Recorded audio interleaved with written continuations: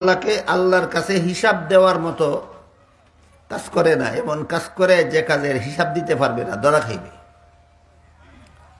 জানে আমার সকল কাজ আল্লাহ দেখতেছেন, আমার সকল দুর্নীতি আল্লাহ দেখতেছেন, সকল জালিয়াতি দেখতেছেন, সকল দুষ্কৃতি আল্লাহ দেখতেছেন, এবং এইগুলির হিসাব দেওয়ার জন্য একদিন আল্লাহর সামনে দাঁড়াতে হবে, এ কথা জানে, তারপরও করে।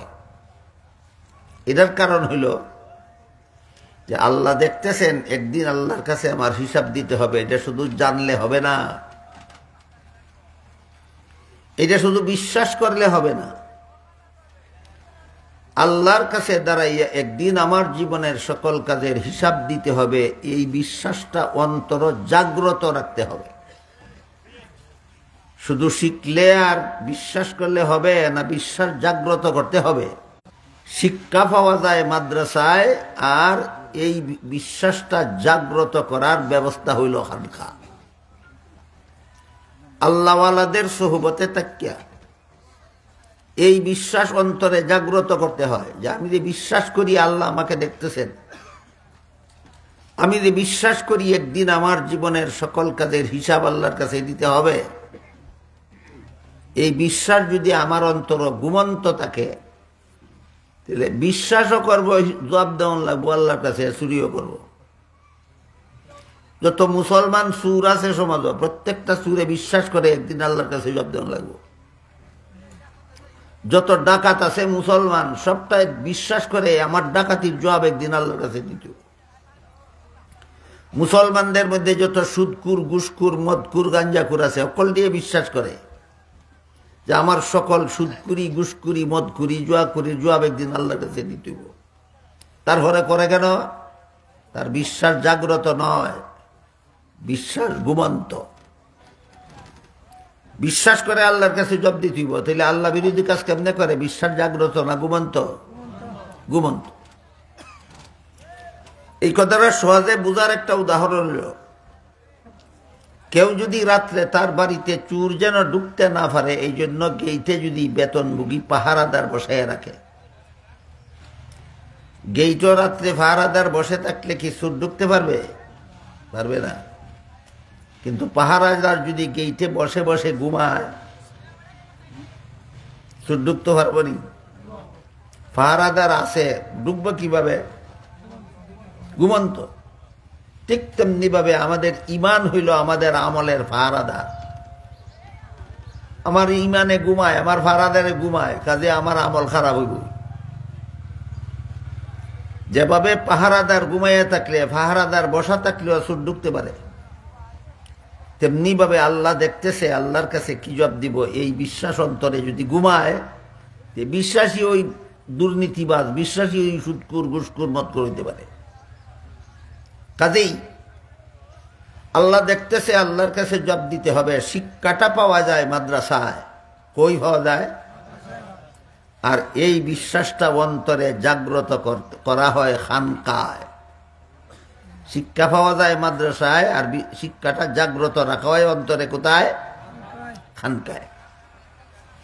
এই জন্য আল্লাহ পাক রব্বুল আলামিন কুরআনের এক আয়াতে বলেছেন, ইয়া আইয়ুহাল্লাযীনা আমানুত্তাকুল্লাহ ওয়া কুনু মা'আস সাদিকিন।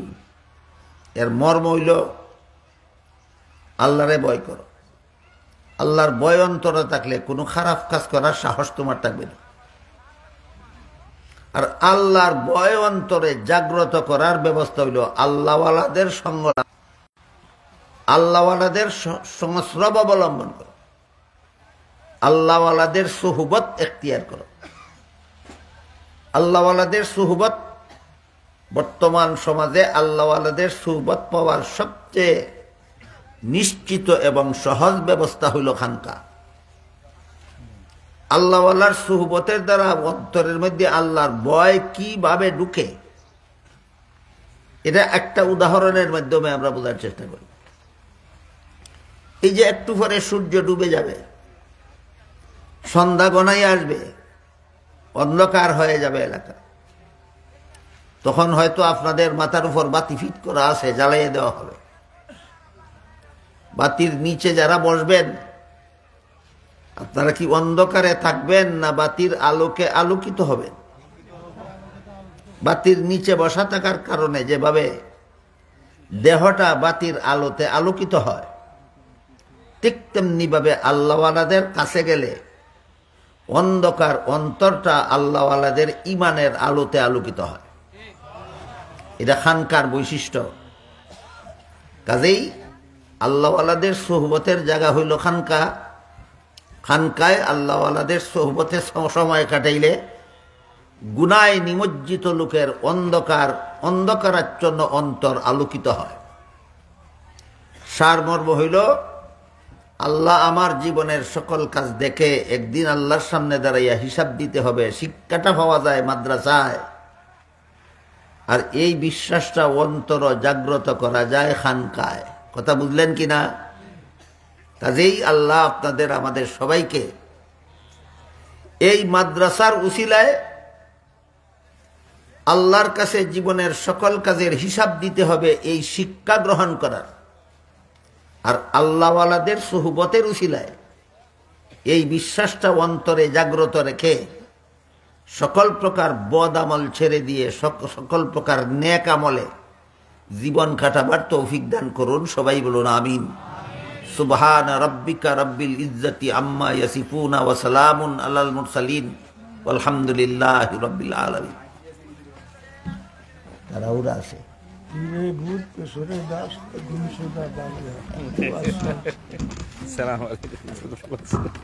এত সংক্ষিপ্ত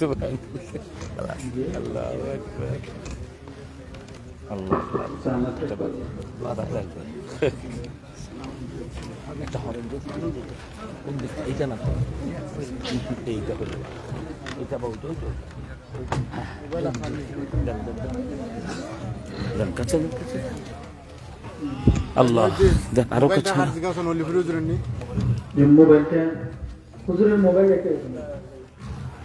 উঠান, একটু উঠান, বাস চলবে। দেন দেন আলহামদুলিল্লাহ, জলদি হরেনটা হযরত এসেছেন, এতেই আমরা খুশি। তারপরও আলোচনা করেছেন, এই জন্য শুকরিয়া আদায় করি। সবাই বলে আলহামদুলিল্লাহ। আচ্ছা আচ্ছা, আপনারা দেখতেই পাচ্ছেন যে বসা নূর হোসেন নুরানি। আমি আমার এলাকাবাসী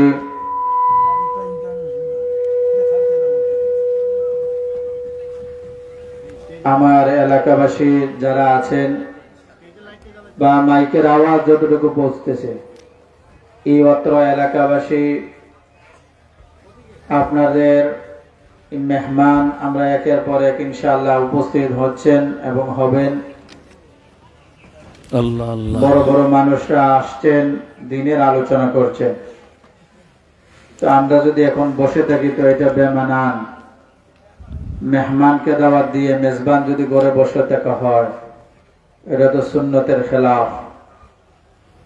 আর এই এলাকাবাসী তো এই জিনিসটা করাটা ঠিক নয়। এই জন্য সবাইকে বলবো ইনশাআল্লাহ আমরা সবাই দ্রুত চলে আসি ইনশাআল্লাহ।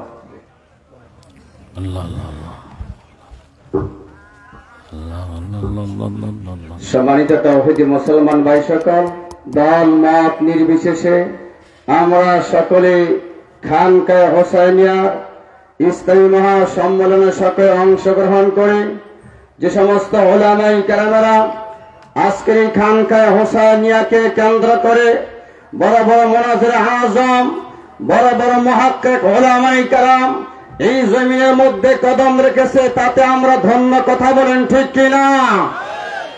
আমরা ইমানি পাওয়ারে, ইমানি জজবা নিয়ে শব্দ দিতে চাই। উলামায়ে কেরামেরা আজকে খানকায়ে হোসাইনিয়া মাহফিলে অংশগ্রহণ করেছেন, তাতে কি আপনারা অসন্তুষ্ট? আপনাদের আওয়াজে তো, শব্দে তো বোঝা যায় আপনারা অসন্তুষ্ট। আপনারা কি উলামায়ে কেরামের এই মঞ্চে উপস্থিত হওয়াতে সন্তুষ্ট কিনা? এই বাংলাদেশ মুসলমানের দেশ, এই দেশ আগামী দিনের ভবিষ্যৎ হবে উলামায়ে কেরামদের দেশ। কথা বলেন ঠিক কিনা? আগামী দিনের বাংলাদেশ হবে আল্লামা মামুনুল হক সাহেবের বাংলাদেশ। কথা বলেন ঠিক কিনা?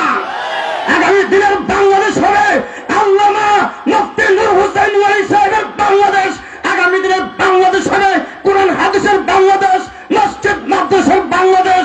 এই বাংলার জমিনের মধ্যে থেকে আমরা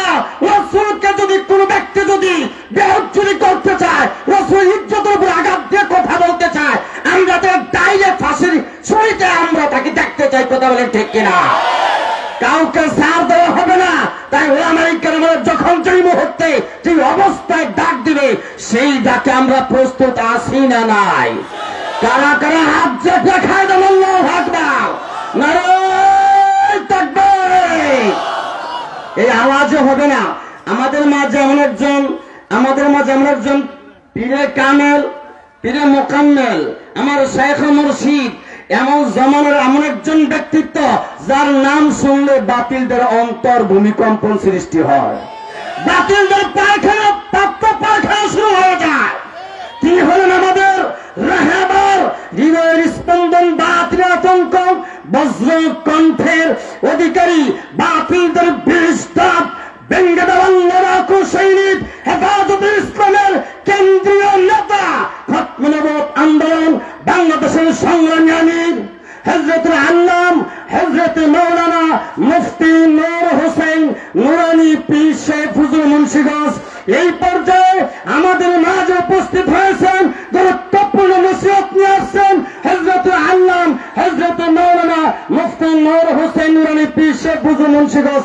আমি এখন শেষবারের মতো এই খানকার পক্ষ থেকে লাল গালিচার শুভেচ্ছা জানারা আমার পীর সাহেব হুজুরকে আহলান সালাম মারহাবান তাকবীর নারে তাকবীর স্লোগান আওয়াজ দিয়ে বরণ করতে চাই। দেখা দেবে মুসলমানদের ইমানের মধ্যে মুজাহিদ প্রয়োজন। নারে তাকবীর, নারে তাকবীর, নারে তাকবীর। পীর সাহেব হুজুরের আগমন, শুভেচ্ছার স্বাগতম খানকাহ হুসাইনিয়ার পক্ষ থেকে। نحمده ونستعينه ونستغفره ونؤمن به ونتوكل عليه ونعوذ بالله من شرور أنفسنا ومن سيئات أعمالنا من يهده الله فلا مضل له ومن يضلله فلا هادي له ونشهد أن لا إله إلا الله وحده لا شريك له ونشهد أن سيدنا ومولانا محمدا عبده ورسوله أرسله بالحق بشيرا ونذيرا وداعيا إلى الله بإذنه وسراجا منيرا أعوذ بالله من الشيطان الرجيم بسم الله الرحمن الرحيم ما كان محمد أبا أحد من رجالكم ولكن رسول الله وخاتم النبيين وكان الله بكل شيء عليما صدق الله المولانا العظيم الحمد لله খানকায় হুসাইনিয়া এবং মাদ্রাসার পক্ষ থেকে আয়োজিত 2 দিন ব্যাপী ইসলামী মহাসম্মেলনের জনাব সাহেবে সদর হযরত উলামায়ে কেরাম, উপস্থিত সুধী মণ্ডলী, পর্দার আড়ালের মা ও বোনেরা, আল্লাহ পাকের দরবারে শুকরগুজার হচ্ছি ফেরাউন মুক্ত বাংলাদেশে, জালেম মুক্ত বাংলাদেশে এক আল্লাহর কুতুব হুসাইন আহমদ মাদানী রহমতুল্লাহ আলাইহির রুহানি সন্তান আল্লামা আব্দুল মুমিন রহমতুল্লাহ আলাই নব্বরাল্লাহু মারকাদাহু ওয়া জাআলাল জান্নাতা মাসওয়া, তার রুহানি বাগানে আল্লাহ আমাদেরকে বসার তৌফিক দিয়েছেন, ঠিক কিনা বলেন? খুব সংক্ষিপ্ত সময় 2 ঘন্টার কথা আমি আপনাদের সামনে আধা ঘন্টায় পেশ করব, কারণ বর্তমানে যে পরিস্থিতি চলছে স্বাভাবিক ওয়াজ নসিহত করার কোনো সুযোগ নাই। সন্ত্রাসী ইন্ডিয়া, আমাদের চিরশত্রু মুশরিক রাষ্ট্র ইন্ডিয়া গেল 1.5-2-3 মাস ধরে এত অপকর্ম করে চলেছে যেটা আর বরদাস্ত করা যায় না, ঠিক কিনা? আমি সব কিছু কি মাইকের আওয়াজ তো কানে আসে না, মাইকে আওয়াজ কিসের সেটিং দিছে, এদিক থেকে একটা হরেন দিতে পারলাম, আওয়াজ কানে আসতে হবে তো, ভালো আওয়াজ দেন। আল্লাহু আকবার। বাবা এই কথা বলবেন না সবাই। আল্লাহর দরবারে শুকরিয়া আদায় করে আল্লাহ পাক আমাদেরকে মুসলমান হওয়ার তৌফিক দিয়েছে। আরো শুকরিয়া কোরআন শরীফের মতো কিতাব দিয়েছেন। আরো শুকরিয়া বিশ্ব নবী, মানবতার মহানায়ক, হেড অফ দ্য ওয়ার্ল্ড, বিশ্ব সভার সভাপতি, আপনার আমার মাথার মুকুট, হৃদয় রাজা, দো জাহানের বাদশা, খাতামুল আম্বিয়া জনাবে মুহাম্মদ রাসূলুল্লাহ সাল্লাল্লাহু আলাইহি ওয়াসাল্লামের উম্মত হওয়ার তৌফিক দিয়েছেন। আপনারা জানেন, আমি বিস্তারিত বলতে পারবো না এই সংক্ষিপ্ত সময়ে। বাংলাদেশের সাবেক অবৈধ প্রধানমন্ত্রী শেখ হাসিনা ক্ষমতা হারাবার পর ভারতে বসে মানুষ এত নেষ্টি হয়, এত ছোট জাতের হয়, এত ছোট চরিত্রের হয়, নিজ মাতৃভূমির বিরুদ্ধে এইভাবে মির্জাপুরি বেঈমানি বিশ্বাসঘাতকতা করা যায়, শেখ হাসিনা ছাড়া আর ইতিহাস জানলে বোঝা যাবে না, ঠিক কিনা? এটা মানুষের ক্ষমতা যেতেই পারে। বাংলাদেশে ক্ষমতার অনেকে হারান নাই, এরশাদ হারিয়েছে, খালেদা জিয়া হারিয়েছেন, তারা তো ক্ষমতা হারিয়ে দেশের বিরুদ্ধে এই জাতীয় যাই হোক বাবা, অনেক কিছু ঘটে গেল 3 মাসে। সর্বশেষ ভারত আন্তর্জাতিক আইন ভাইলেট করে। আন্তর্জাতিক আইন হলো দুই দেশের মাঝখানে যে একটা রেখা থাকে দুই রাষ্ট্র পার্থক্য করার জন্য, এটা red zone, no man's land, অর্থাৎ এমন একটা জায়গা যেখানে কোনো রকমের স্থাপনা কোনো রাষ্ট্রই করতে পারবে না, সেখানে হেভি কনস্ট্রাকশন করতে পারবে না। আর ওই সীমারেখার 5 কিলোমিটারের মধ্যে যদি কোনো রাষ্ট্রের প্রয়োজন হয়, তার দেশের সৈন্য মোতায়েনের অবশ্যই আন্তর্জাতিক আইনে প্রতিবেশী রাষ্ট্রকে অভিহিত করতে হবে এবং তার এক রকমের অনুমতি নিতে হবে যে আমার প্রয়োজনে আমার বর্ডারে আমি সৈন্য মোতায়েন করতেছি, আপনারকে অবগত করা হলো এবং আপনার সম্মতি চাই, আমার দেশের এই সমস্যা ঘটেছে সেই জন্য, ইত্যাদি ইত্যাদি। একটা আইন আন্তর্জাতিক ভাবে আছে, জায়গাটার নাম নো ম্যানস ল্যান্ড।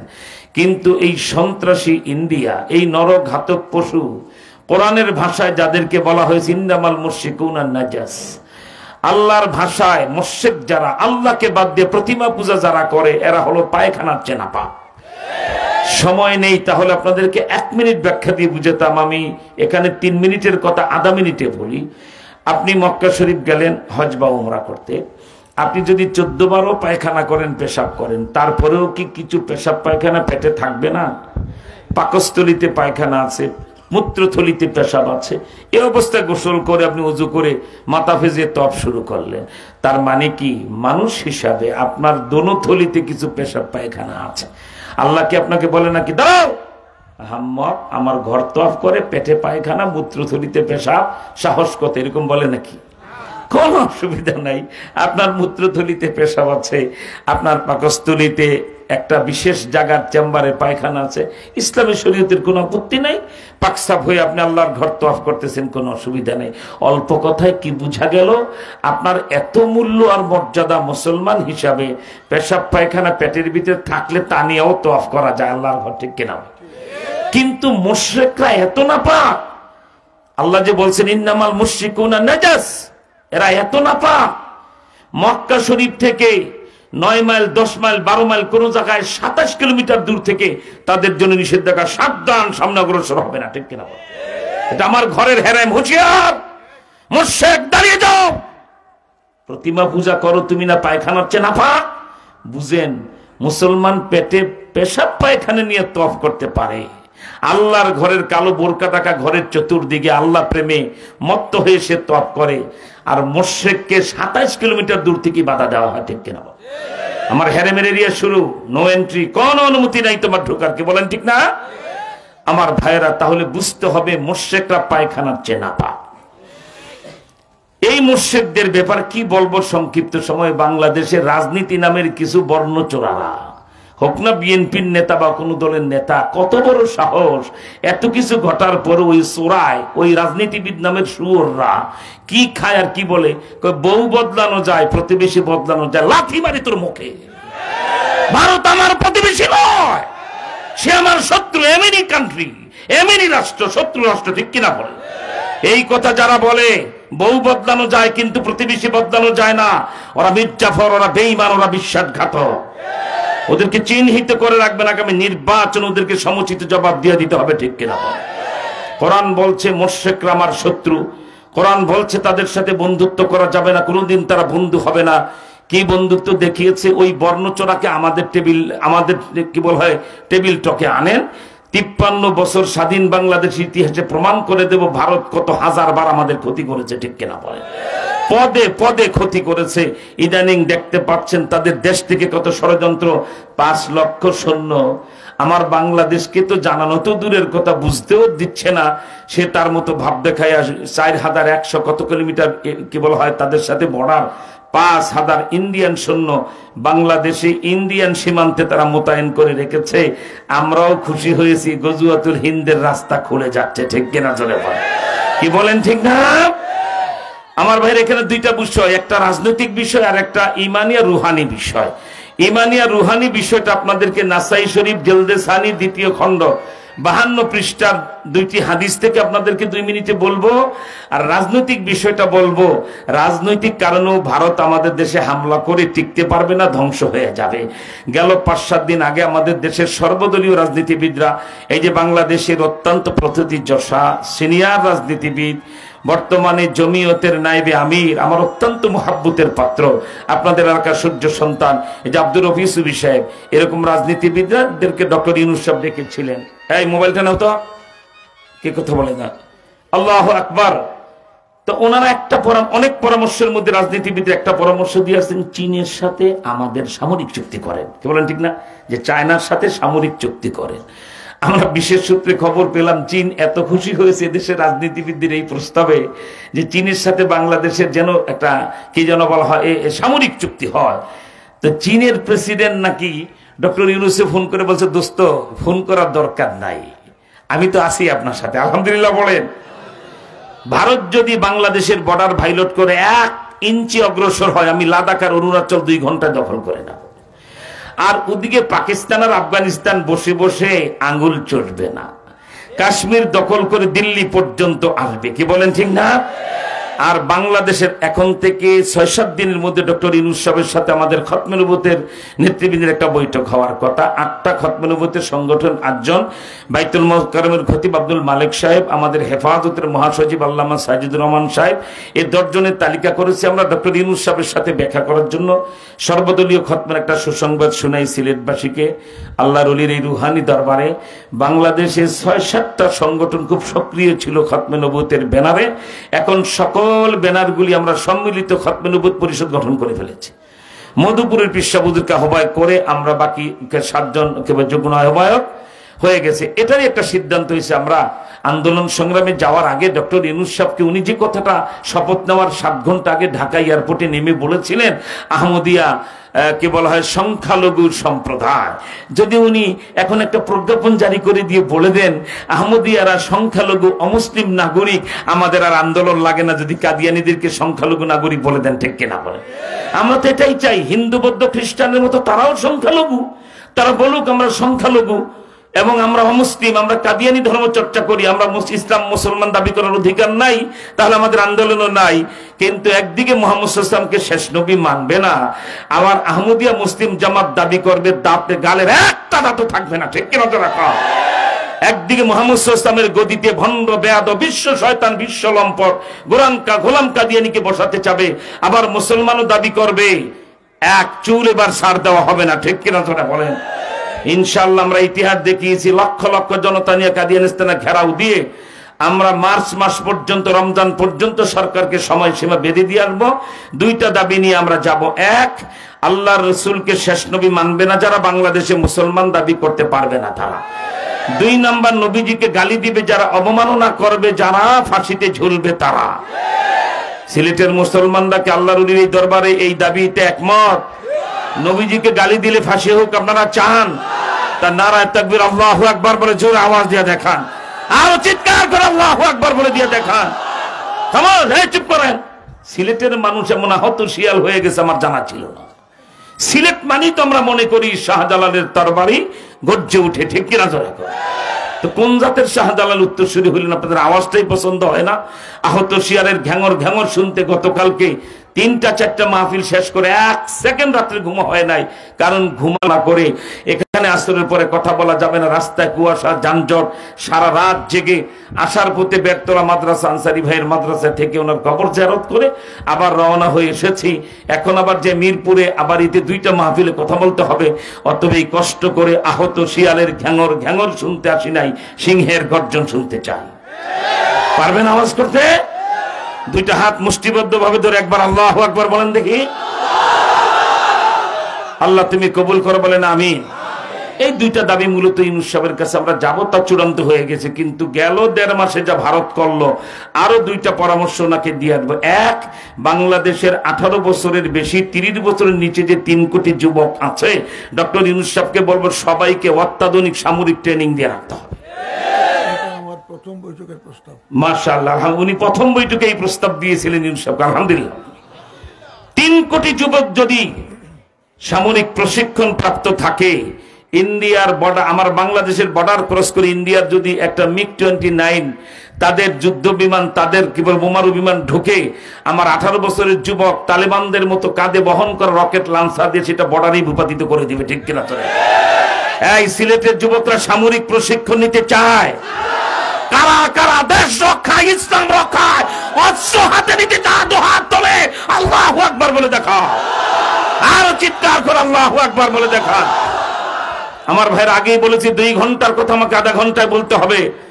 ধন্যবাদ আপনারা এই জজবার জন্য যে আমরা সবাই এ দেশ আর ইসলাম রক্ষায় এবার অস্ত্র হাতে নেব, ঠিক কিনা? ধরে কর, আমার বাংলাদেশ সেনাবাহিনীর কাঁধে কাঁধ মিলে আমরা যুদ্ধ করবো ইন্ডিয়ার বিরুদ্ধে, শত্রু রাষ্ট্রের বিরুদ্ধে, ইনশাআল্লাহ।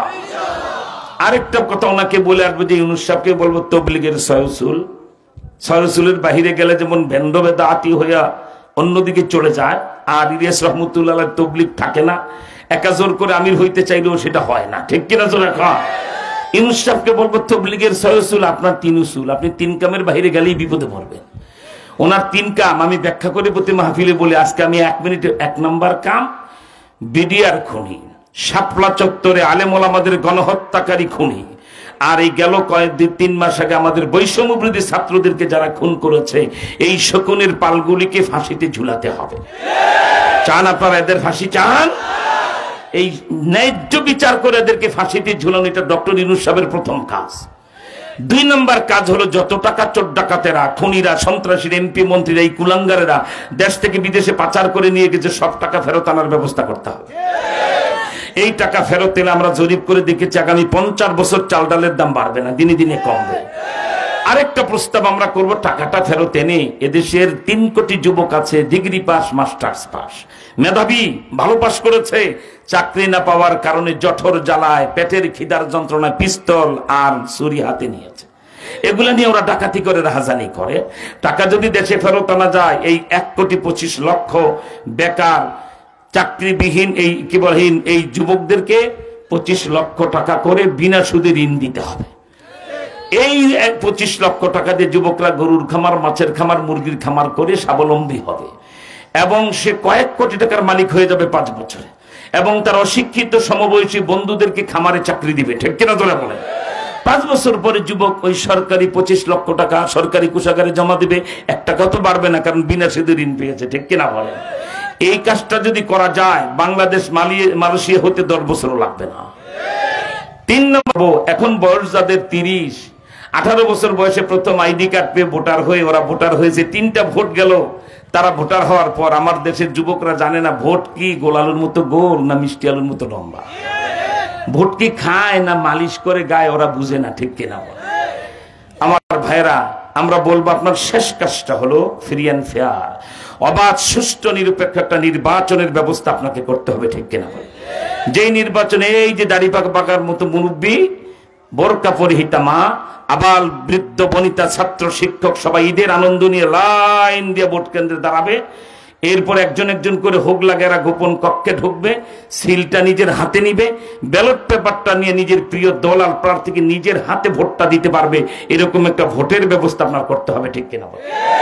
সেই ভোটে যারা নির্বাচিত হবে, আপনি তাদের হাতে ক্ষমতা দিয়ে স্বাচ্ছন্দ্যে চলে যাবেন, বাংলাদেশের গাছে গাছে যত ফুল ফুটে সব ফুল দিয়ে জাতি আপনাদের মালা বানায় দিবে। এই 3 কাজের বাইরে ডক্টর ইউনূস সাহেবের কোনো কাজ নাই, ঠিক কিনা বলেন? আপনি আমেরিকার পরামর্শে সিঙ্গেল মাদারের থিওরি করতে চাইবেন, অথবা সমকামিতার একটা বৈধতার রাস্তা খোলার চেষ্টা করবেন, এমন বিপদে পড়বেন, হাসিনারে তাড়াইতে 35 দিন লাগছে, আপনারে তাড়াইতে 35 ঘন্টাও লাগবে না। আপনাকে আমরা রক্ষা করতে চাই, কারণ আপনি যদি ফেল করেন, আপনি যদি ব্যর্থ হন, ব্যর্থ হয়ে যাবে বাংলাদেশ। যেটা ভারত চাচ্ছে, ডক্টর ইউনূসের সরকারকে কোন রকম হেরফের করতে পারলেই শেখ হাসিনা ডুগডুগি বাজাইতে শুরু করবেন, কে বলেন, ঠিক না? আমার ভাইরা 2 নম্বর আলোচনা আমি যেহেতু 2 ঘন্টার কথা অল্প কয়েক মিনিটে বলার জন্য বলছি, সেটা হলো ইন্ডিয়া যদি আমাদের বর্ডার ক্রস করে, দুনিয়াবি ব্যাপারটা তো বলেই দিলাম, চীন যদি বন্ধু রাষ্ট্র হিসাবে আমাদের পাশে এসে দাঁড়িয়ে যায়, লাদাখ অরুণাচল দখলে নেয়, আর পাকিস্তান কাশ্মীর যদি তারা, পাকিস্তান আর আফগানিস্তান যদি কাশ্মীর দখল করে দিল্লির দিকে অ্যাডভান্স হয়, আর আমার দেশে 3 কোটি যুবকের যদি সামরিক প্রশিক্ষণ থাকে, মনে রেখো আল্লামা মামুল হক সহ এদেশে তরুণ নৌজন ওলামা একরাম যারা আছে, আমরা বসে বসে আঙ্গুল চটবো না। আমরা কাশিমপুর কারাগারের 6 তলায় বসে ইন্ডিয়ার দিকে তাকিয়ে স্পষ্ট যেন দেখতে পেতাম যে কলকাতার রাইটার বিল্ডিং এ কলেমার পতাকা উঠতেছে আল্লাহর ফজলে ইনশাআল্লাহ। কেন এত ভরসা, এত সাহস? সে সাহস বিশ্বনবী মানবতার মহানায়ক আল্লাহ রসুল 1500 বছর আগে আমাদেরকে দিয়ে গেছেন। আমি আপনাদেরকে অল্প কথায় নাম ঠিকানা পরিচয় দিয়ে দেই। কিতাবের নাম নাসাই শরীফ, 2য় খণ্ড 52 পৃষ্ঠা। হযরত আবু হুরায়রা থেকে 2টি হাদিস দেখুন। হযরত আবু হুরায়রা বলছেন, ওয়াদানা রাসূলুল্লাহ সাল্লাল্লাহু আলাইহি ওয়াসাল্লাম বিগজওয়াতুল হিন্দ, ইন্ডিয়ার বিরুদ্ধে, মুশরিকদের বিরুদ্ধে, হিন্দুস্তানের বিরুদ্ধে আমার উম্মতের যুদ্ধ হবে, নবীজি ওয়াদা করে গেছেন। এমন কি ফজিলত এই যুদ্ধের আল্লাহর নবী বলে গেছেন। হযরত আবু হুরায়রার মতো সাহাবী বলেন, ওই যুদ্ধ যদি আমি পেয়ে যাই, আমার জান মাল সব কুরবান করে দেব। কি এমন ফজিলত নবীজি বলেছেন? হযরত আবু হুরায়রার মতো সাহাবী পাগল হয়ে যাচ্ছেন, আমি জান মাল সব কুরবান করে দেব। হ্যাঁ, পুরা হাদিস শরীফ ঘাটলে 4টা ফজিলত পাওয়া যায়। গজওয়াতুল হিন্দে 4টি ফজিলত আল্লাহ রসুলের হাদিস থেকে পাওয়া যায়। সুবহানাল্লাহ বলেন। এই যে সিলেটের মুসলমান ভালো করে বুঝেন, শাহজালালের তরবারি আর এখন গ্লাস বদ্ধ করে রাখলে হবে, এটা আবার হাতে নিতে হবে, ঠিক কিনা যারা কান? তাই শাহজালালের তলোয়ার গর্জে উঠুক আরেকবার, এবার মুখে মুখে বললে চলবে না, অরিজিনালি যুদ্ধের প্রস্তুতি নিতে হবে। কি বলেন, ঠিক না? আমার ভাইরা, 1 নম্বর ফজিলত নবীজি বলেছেন, ইন্ডিয়ার বিরুদ্ধে, হিন্দুস্তানের বিরুদ্ধে আমার উম্মতের যারা জিহাদের ময়দানে শরীক হবে, যুদ্ধে জড়াবে, সব বিনা হিসাবে বেহেশতে চলে যাবে। চিন্তা করছেন ফজিলতটা? এত কষ্ট করে 5 ওয়াক্ত নামাজ মানুষ পড়ে, আর এই শীতের দিনের ফজরের নামাজ আবার যদি এই দাদার মতো বুড়ো হয়, আর গ্রামের পুকুরের পানিতে উজু করতে হয়, ফজরের সময় পুকুরের পানিতে হাত দেওয়া, এই জন্য আজরাইলের সাথে মুসাফা করা, ঠিক কিনা? আর যদি গোসল ফরজই হয়, এমন ইমানদার যুবক আছে যে এই পানি দিয়ে গোসল করবে, নামাজ কাজা করবে না, ঠিক কিনা? এই ফজরের সময়, এই মাঘ মাস পৌষ মাসের শীতে যদি পানিতে লাফায় নামে, আজরাইলের সাথে ঈদের কোলাকুলির মতো ভাব হয়ে যায়, ঠিক কিনা? তারপরেও মানুষ এত কষ্ট করেও নামাজ পড়ে, নামাজ বাদ দেয় না, নামাজি, ঠিক কিনা বল? 1 মাস রোজা প্রতি বছরে, 1টা মাস রোজা রেখে কষ্ট করতে হয়, ইত্যাদি ইত্যাদি। বেহেশতে যেতে সাধনা আর কষ্টের শেষ নাই। আর গজওয়াতুল হিন্দ, ইন্ডিয়ার বিরুদ্ধে এমন জিহাদের ময়দানে যদি কোনো মুসলমান অবতীর্ণ হয়, ওই শুধু জিহাদের শরীক হয়েছে এই নামটা লেখাতে পারলেই সে বেহেশতে চলে যাবে। তাহলে কি এখন আমাদের ভিতর থেকে এই স্লোগান বের হয় না, ইন্ডিয়ার বিরুদ্ধে লড়বো মোরা, বিনা হিসাবে বেহেশতে যাবো মোরা, ঠিক কিনা তোর বলেন? কারা ইন্ডিয়ার বিরুদ্ধে লড়াইতে সৈনিক হতে চান? হাত তুলে আল্লাহু আকবার বলে দেখান। হয় নাই, হয় নাই। এই মাইকলারে যে কি করতে মন চায়, সাতার দেখ মিয়া, এই সাতার মাইকে নুরানের কথা বলে না, মাটি কাঁপবে। আমাকে কন্ট্রোল করতে পারে না তোমার মাইক। কিসের মাইকটা তুমি এখানে এসেছো? খামোশ, খামোশ। আমার ভাই, ইন্ডিয়ার বিরুদ্ধে যুদ্ধে প্রস্তুতি নিতে আপনারা প্রস্তুত? 2 হাত তুলে আল্লাহু আকবার বলে দেখান কারা প্রস্তুত। জোরে আল্লাহু আকবার বলতে হবে। এখনো হয় না, আরো চিৎকার করে আল্লাহু আকবার বলতে। আরেকবার আল্লাহু আকবার। বুঝছেন, এটা রুহানি ময়দান। আল্লাহর কুতুব হোসাইন আহমদ মাদানী রহমতুল্লাহ আল খলিফা আল্লামা আব্দুল মুমিন সাহেব রহমতুল্লাহ আলাইহির রুহানি বাগান। আল্লাহু আকবার বলতে বখিলি কৃপণতা করো? এ বলো, এ হালের বলো, তুমি জানো এই জমিনে কোন আল্লাহর বান্দা যখন আল্লাহ বলে মুখ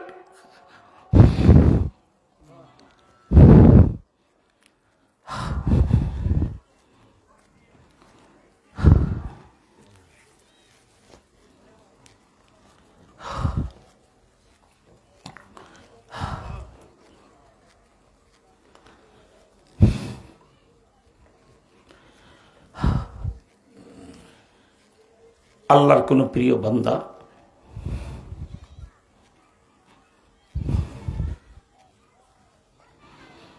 এই জমিনে বসে আল্লাহ বলে যদি আমার আল্লাহর প্রেমে, আল্লাহ প্রেমের ডাক, অতি মহাব্বত, আল্লাহ তখন ডাক দেবে, ফেরেশতারা আমার বান্দার আমাকে আল্লাহ বলে মুখটা হাঁক করেছে, এই মুখটা যদি খালি ফিরাই দিই আমি আল্লাহর ইজ্জত থাকে না। যাও আল্লাহ বলে মুখটা যারা হা করেছে ওদের এই খালি মুখ আমার মারেফাতে নূর দিয়ে ভরে দাও। একটু ঠকবেন না বাবা। আমাদের কপাল তো পড়েছে দেশ স্বাধীন হওয়ার পর 53 বছরে মুজিব, জিয়া, এরশাদ, হাসিনা করতে করতে কপাল পড়ে গেছে। এদেশের মানুষ যতবার মুজিব, জিয়া, হাসিনা বলেছে, 1 লক্ষ ভাগের 1 ভাগ যদি আল্লাহ আল্লাহ বলতো সবগুলি মানুষ আল্লাহর ওলি হয়ে যেত। তাই নেতা নেত্রীর জপতপ করে দেশ ধ্বংস করেছ, নিজেদের কপাল ধ্বংস করেছ। এবার আল্লাহ ছাড়া গায়রুল্লাহ কারো নামে আর আওয়াজ তোলা যাবে না, ঠিক কিনা জোরে কর। তাই তো সারা বাংলাদেশে বলি 71 স্লোগান ছিল তোমার আমার ঠিকানা পদ্মা মেঘনা যমুনা, এবারের স্লোগান হবে তোমার আমার ঠিকানা কোরআন হাদিস ওলামা, ঠিক কিনা জোরে কর। এখনই আমি আজানের আগে 2 মিনিটে সেটাও বলে দেব। তার আগে গজওয়াতুল হিন্দ শেষ করি। 1 নাম্বার, গজওয়াতুল হিন্দে যারা শরীক হবে ইন্ডিয়ার বিরুদ্ধে যুদ্ধে তারা বিনা হিসাবে জান্নাতে যাবে। আমার তো মনে হয় এখনই মন চায় ময়দানে চলে যেতে, ঠিক কিনা জোরে কর। 2 নাম্বার, প্রিয় নবীজি বলেছেন এই যে সিলেট, জিহাদের ময়দান মানে পীর মুরিদি করা না, জিহাদের ময়দান মানে পান চাবানো না, জিহাদের ময়দান মানে মুরিদের লক্ষ লক্ষ টাকা হাদিয়া পকেটে নিয়ে আরামায়েশ করা না, জিহাদের ময়দান মানে মামার বাড়ির আম গাছ তলায় পাকা আম কুড়ানো না, জিহাদের ময়দান মানে খাজার নামে সিন্নি বানায় খাওয়া না, জিহাদের ময়দান মানে আল্লাহু আকবার আল্লাহু আকবার খাজার নামে অথবা মিলাদের নামে জিলাপি বানায় খাওয়া নয়। জিহাদের ময়দান মানে হলো রক্ত দাও রক্ত নাও, গলা কাটো গলা কাটাও, লাশ দাও লাশ নাও, হয় মরো নয় মারো। কি বলেন ঠিক না? 1 মিনিট আগে আপনি জিন্দা একজন মানুষ, কয়েক সেকেন্ডে শত্রুপক্ষের গুলি লেগে আপনি শহীদ। কি বলেন ঠিক না? সেই ব্যাপারে নবীজি বলেন ইন্ডিয়া যেহেতু হেরে যাবে, সেই যুদ্ধে যদি লক্ষ কোটি হিন্দুস্তানের কেবল আপনার মুশরিক সৈন্য মারা যায়, 2-1000 মুসলমান শহীদ হতে পারে না? পারে না?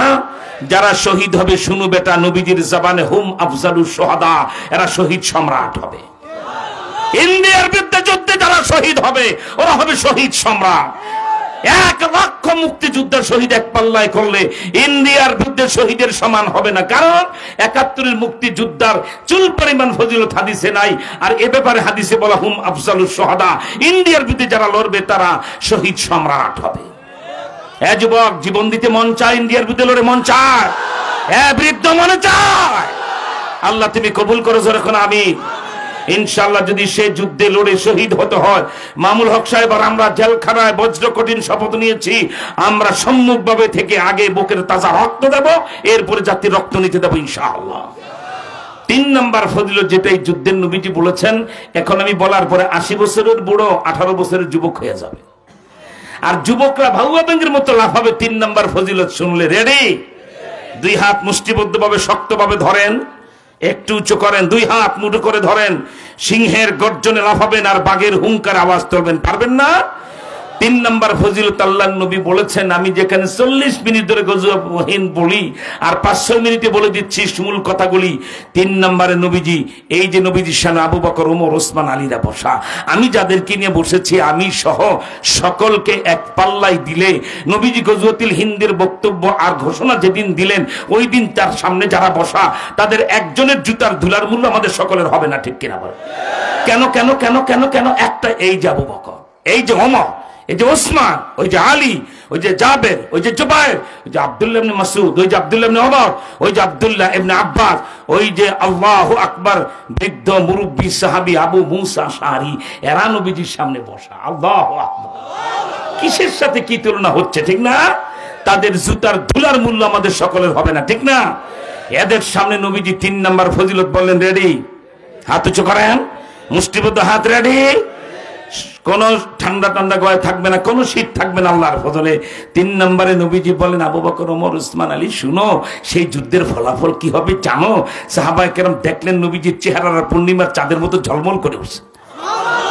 নবীজি বলেন হিন্দুস্তানের বিদেশে গজওয়াতুল হিন্দে 3 নম্বর ফজিলত নবীজি বললেন, আমার উম্মতেরা জিতে যাবে জিতে যাবে জিতে যাবে জিতে যাবে জিতে যাবে। আল্লাহু আকবার! চিৎকার করে বলেন আল্লাহু আকবার!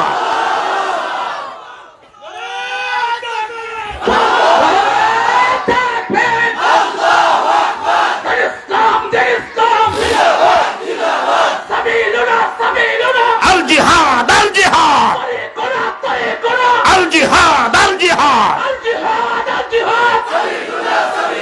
গাজওয়াতুল হিন্দ, গাজওয়াতুল হিন্দ, আল্লামা নুরুল্লাহ নারায়ে তাকবীর। কোন হুজুরের নামে স্লোগান দরকার নেই। দেশে হুজুরদেরকে স্লোগান দিতে দিতে হুজুরদের কি অনেক দুনিয়াবী রাজনীতির বন্ধু বানায় ফেলছে। বড় বড় হুজুর মুহাক্কিক, জগৎ বিখ্যাত বক্তা, স্লোগান না দিলে হুজুর স্টেজে উঠতে চায় না। ভণ্ডামি।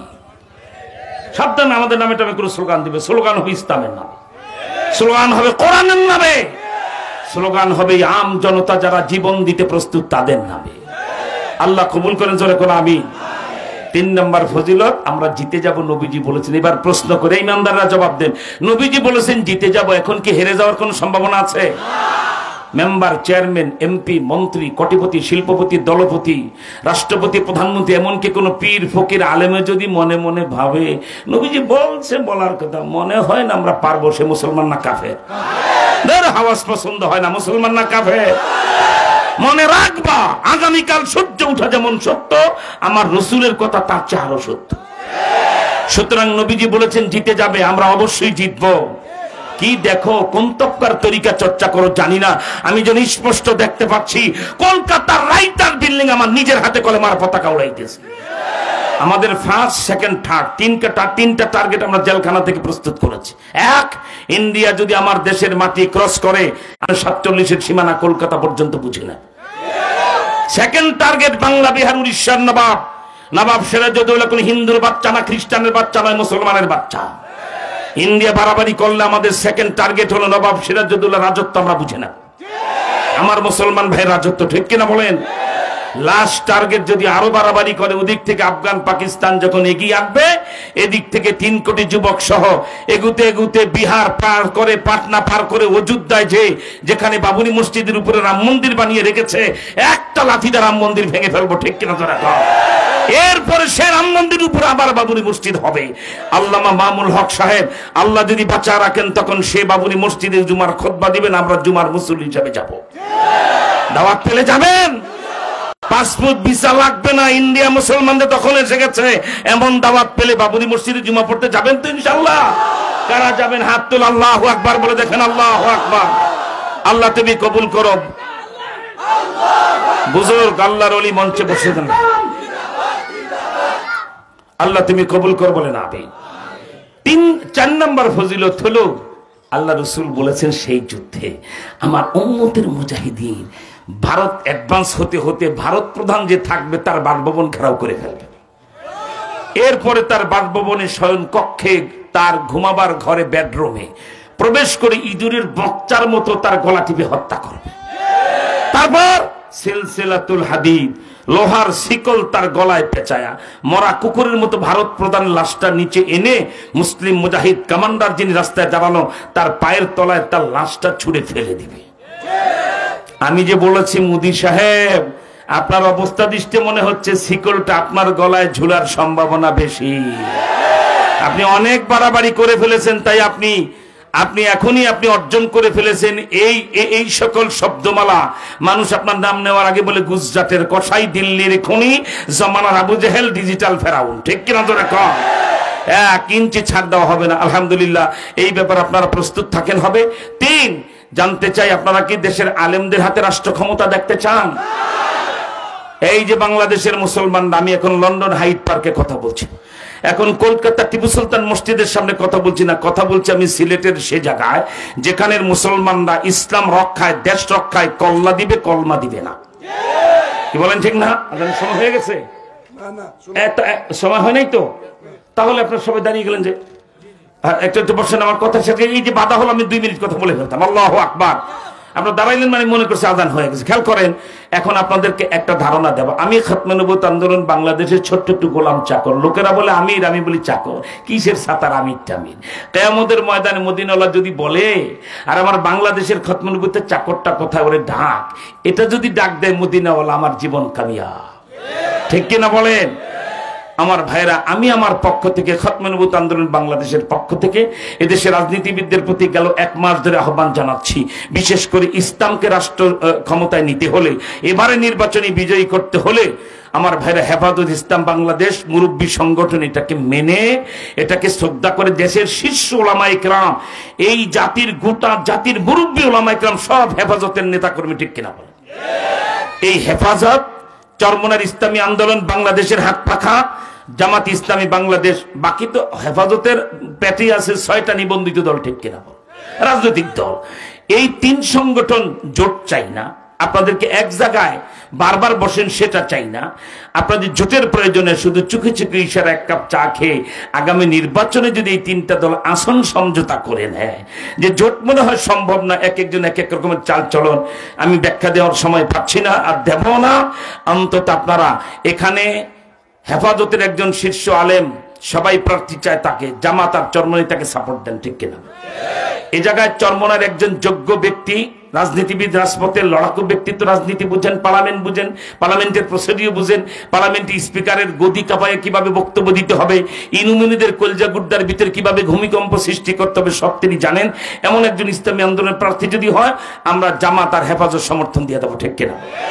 অর্থাৎ আমি চাচ্ছি সমস্ত আসনে ইসলামের বাক্সা নিয়ে দাঁড়াবে একজন, বাকি সবাই সাপোর্ট দেবো, ঠিক কিনা যারা বলেন? এটা যদি হয়, আমার দিল কেন যেন বলে এবারই রাষ্ট্র ক্ষমতায় ইসলাম যাবে। কারণ হেফাজত, চরমনাই আর জামাত এক মঞ্চে তারা ভোট চাইবেন। যদি মরা শেখ মুজিবকে গোপালগঞ্জ থেকে উঠায় আনো আর জিয়াউর রহমানকে উঠাই স্টেজে উঠো, খোদার কসম ইসলাম ঠেকাইতে পারবেন না, ঠিক কিনা যারা খান? তবে এই ব্যাপারে দলগুলির এখলাস লাগবে। আমি তাই প্রশ্ন করি, এই 3 দলের নেতাদেরকে, দলের বিজয় চাও না ইসলামের বিজয় চান, দলের নেতা প্রতিষ্ঠা চান না কোরআনের রাষ্ট্র চান, এটা বলতে হবে, ঠিক কিনা বলেন? এটা যদি একমত হয়ে দেন ইসলামের বিজয় চাই, তাহলে আফগানিস্তানের ওলামায়ে কেরাম পরামর্শ করে যে একজন আলেমকে দেশের প্রধানমন্ত্রী বানাতে পারে। জানেন বর্তমান আফগানিস্তান এত উন্নতি কেন? একজন মহাক্কিক আলেম আল্লামা হিবাতুল্লাহ আখুন্দজাদা, তাকে তারা প্রধানমন্ত্রী বানিয়েছে, যে বেটা প্রতিদিন 2 ঘন্টা বুখারী শরীফ পড়ান, বাকি সময় রাষ্ট্রের দায়িত্ব পালন করে। আলহামদুলিল্লাহ বলে না? 1 মিনিট, আজান হলে সময় 1 মিনিট। আপনার এখান থেকে যদি আজান শোনা যায়, একজনে জবাব দেন, বাকিরা শোনেন, জায়েজ আছে। খেয়াল করেন, আমি কথা শেষ করি। আফগানিস্তানের লোকেরা মোল্লা হেবাতুল্লাহ আখুন্দজাদা তার মন্ত্রী পরিষদের ওলামায়ে কেরাম নিয়ে গঠন করেছে। পৃথিবীর কোন রাষ্ট্রের চেয়ে ভালো চলে না মন্দ চলে? সব দেশ থেকে ভালো চলতেছে আফগানিস্তান, ঠিক কিনা? আর এমন একটা লোকের তারা প্রধানমন্ত্রী বানিয়েছে, মাটি ধরলি শূন্য হয়, যে বাগান দিয়ে হেঁটে যায় পরের বছর ওই বাগানে ফসল ডবল হয়। আল্লাহু আকবার। যেই বাগানে আনার হতো 3 মণ, এখন এই 2 বছর ধরে হয় 30 মণ। যেই বাগানে আঙ্গুর হতো 100 টন, এবার হয়েছে 1000 টন। তাই সাফা কলা দিয়া কোকা কলাকে ধ্বংস করে ফেলেছে তারা, ঠিক কিনা? আবার যেখানে মোল্লা হেবাতুল্লাহ ইঞ্জিনিয়ারদেরকে মাটি খুঁড়তে বলে, সেখানেই তারা খনিজ সম্পদ পায়। আমার ভাইরা, এই মোল্লা হেবাতুল্লাহ আখুন্দজাদা একজন আল্লাহর ওলি। উনি সারা পৃথিবীর ওলামাদের উদ্দেশ্যে ফার্সিতে একটা ভাষণ দিয়েছে, ভাষণ 2 ঘন্টা। সেটা আমার বাংলাদেশে কিন্তু শতকরা 99 জন হুজুরই ফার্সি বুঝে না। কেন? ফার্সি আমরা পড়াই না।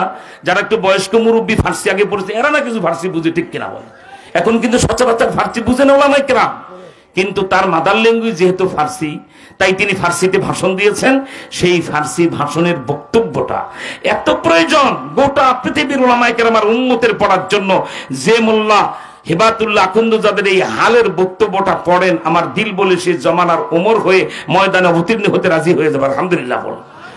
এটাকে আমরা বাংলা ভাষায় বঙ্গানুবাদ করে, আমি নিজে এটা সম্পাদনা করে নাম রেখেছি আফগান মাটি দুর্জয় ঘাটি। আলহামদুলিল্লাহ বলেন। এই বইটা আপনার ওই যে সাদা গাড়ি দেখতে পান, বইটা কোথায়? এই যে বইটা, আফগান মাটি দুর্জয় ঘাটি। 5টা 10টা কিনে 100 টাকা দিয়ে বন্ধুকে একটা আতর না দিয়ে এই 30 টাকার বই একটা বন্ধুর হাতে হাদিয়া দাও। সে আগাগোড়া যদি 3 ঘন্টায় পড়ে, 3 বার পড়ে, সে এ জমানায় ইন্ডিয়ার বিরুদ্ধে লড়তে মুজাহিদ হয়ে যাবে, ঠিক কিনা? চলে বলেন। 2 পাশে 2টা ছবি দেখবেন। একটা হলো এই যে কলম, এটা তালেবানদের পতাকা। যেই পতাকা নিয়ে আমেরিকার বিরুদ্ধে মাঠে নামতো, আমেরিকার সৈন্যরা উপর থেকে দেখতো এই পতাকা থেকে হাজার হাজার রকেট লঞ্চার এদের দিকে যাচ্ছে।